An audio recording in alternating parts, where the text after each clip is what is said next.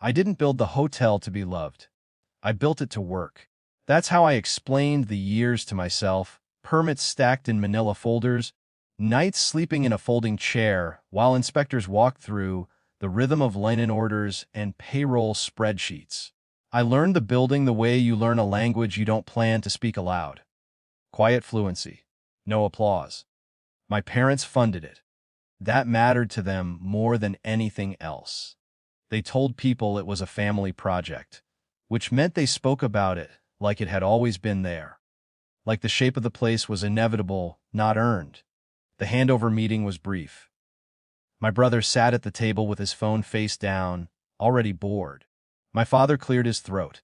My mother folded her hands. "We've decided to put your brother in charge," my father said. I waited.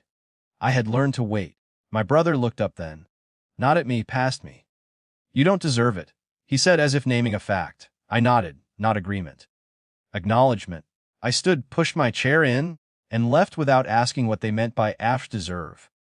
Leaving felt cleaner than staying would have. I didn't take anything with me. Not the manuals I'd written, not the vendor contacts, not the access codes that lived in my head. I told myself it wasn't spite. It was honesty. If they believed ownership, transferred knowledge, they were welcome to test that belief. I rented a small place across town and took contract work that had nothing to do with hospitality. My days emptied out. My nights got quieter. I stopped waking up thinking about occupancy rates. 3 months later, my phone buzzed at 10:11 a.m. It was the night manager, or what used to be the night manager. She didn't say hello. "The front desk bell rang," she said. "Okay," I replied. "The hotel's locked." I pictured the lobby the way it looked after midnight. Lights dimmed, glass doors reflecting the street, the bell centered on the counter like punctuation. Did someone come in? Motion sensor. No, she hesitated. Rang again. Same time last night. I said nothing. There are silences that invite explanation. This wasn't one of them. The next morning my brother texted, "Do you know anything about the system?" I asked which system. "The screen," he wrote.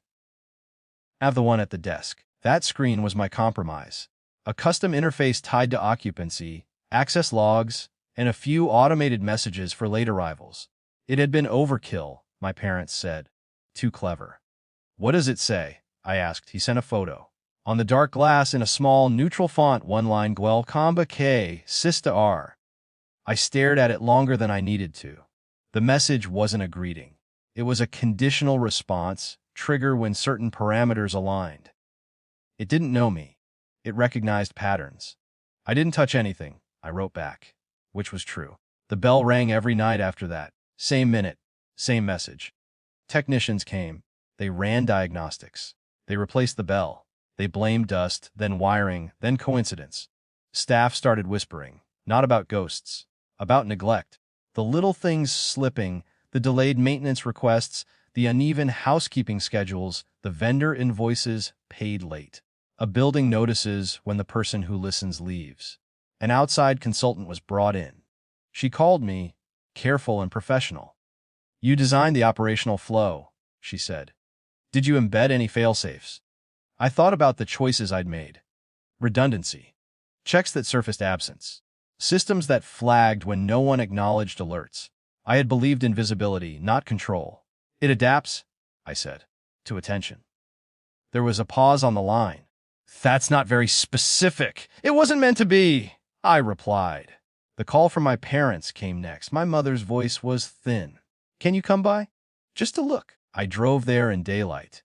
The lobby smelled the same, clean, faintly citrus. The bell sat where it always had. The screen was blank. My brother didn't meet my eyes.